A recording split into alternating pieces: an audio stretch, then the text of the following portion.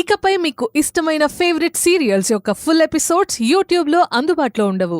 కేవలం సన్నెక్స్లో మాత్రమే ఫ్రీగా చూడొచ్చు. నువ్వు నీ దేహాన్ని విడిచిపెట్టాలి. నీ దేహం నుంచి నువ్వు బయటికి రావాలి.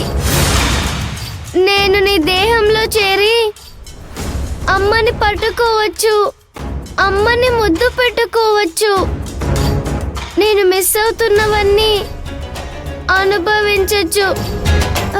నేను నా నుంచి బయటికి ఎలా రాగలను? ఇదేమైనా గూడా? నేను ఒక గూళ్ళో నుంచి ఇంకో గూళ్ళోకి రావటానికి మనిషి దేహం ఒక రకంగా గూడు వంటిది.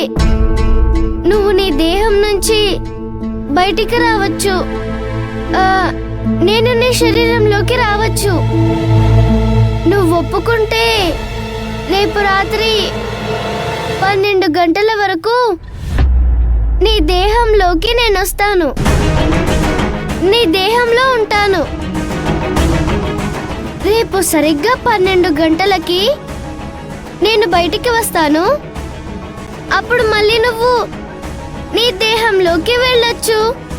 నీకోసం ఏమైనా చేస్తానక్క. కానీ నాకు నా దేహం నుంచి బయటికి రావటం తెలీదు కదా. నేను నేర్పిస్తాను. నిలబడు.